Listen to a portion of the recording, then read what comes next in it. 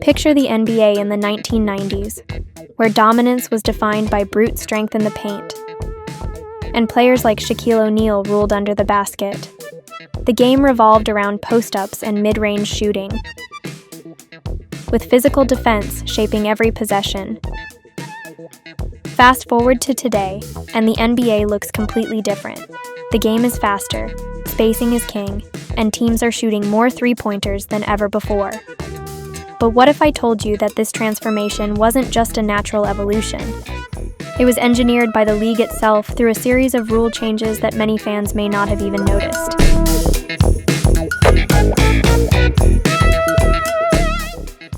Rule changes that altered team strategy.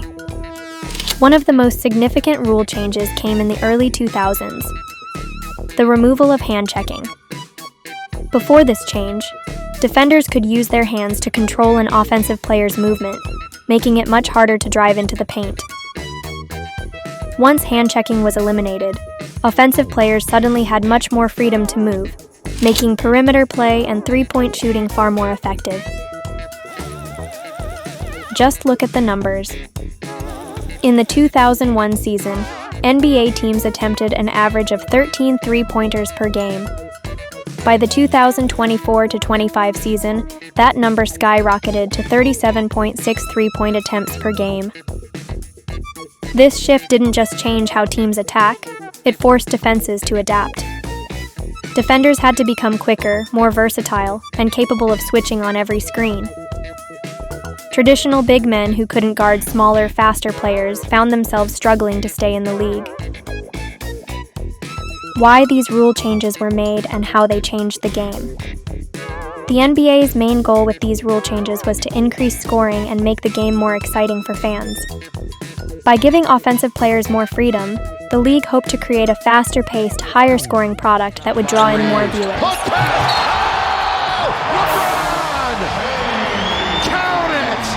However, this also led to a major shift in team strategy. With more space and freedom on offense, teams quickly realized the three-pointer was the most efficient shot. Instead of running post-up plays or mid-range isolations, offenses started prioritizing three-point shooting and fast-paced ball movement. This also transformed how big men played the game. Centers and power forwards who once dominated the paint were now expected to shoot threes.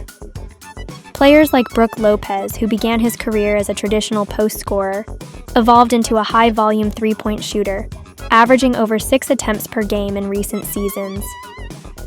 In short, the rule changes didn't just make basketball faster, they completely redefined player roles. Impact on entertainment and the viewing experience.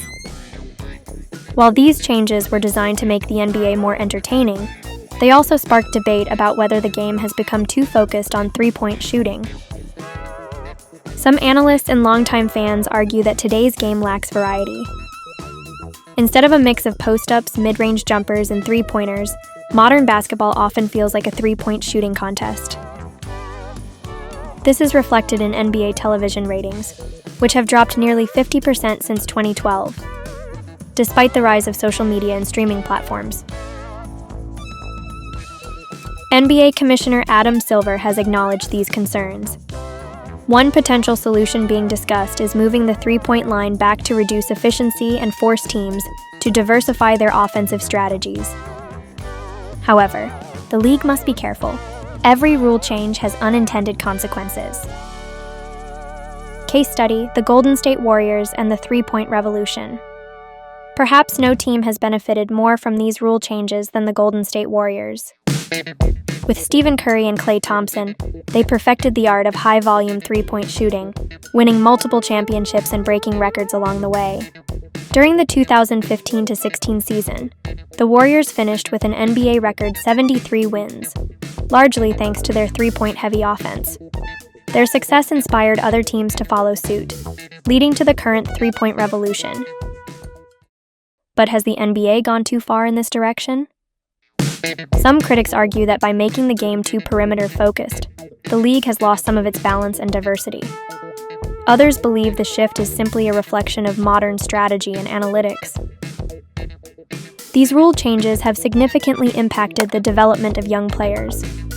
Basketball academies and training programs worldwide are now placing a greater emphasis on perimeter skills. Children aspiring to play in the NBA are being trained to become sharpshooters from an early age, with less focus on post moves or physical play in the paint. For example, a 2023 NCAA study found that over 70% of young university players now attempt at least 5 three-point shots per game, a dramatic increase from just 25% in the early 2000s.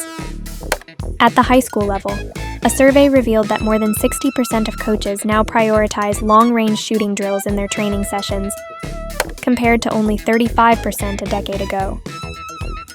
In European and Asian leagues, young centers are already expected to possess three-point shooting abilities. For instance, during the 2024 EuroLeague season, players taller than 7 feet averaged more than 3 three-point attempts per game, compared to virtually none in 2000. This highlights how the NBA's influence has globally reshaped basketball standards at the grassroots level. On the other hand, this evolution has also given rise to a new archetype of player known as unicorns, tall players with versatile skill sets, such as Victor Wembanyama. These players can not only dominate the paint, but also pose a significant threat on the perimeter.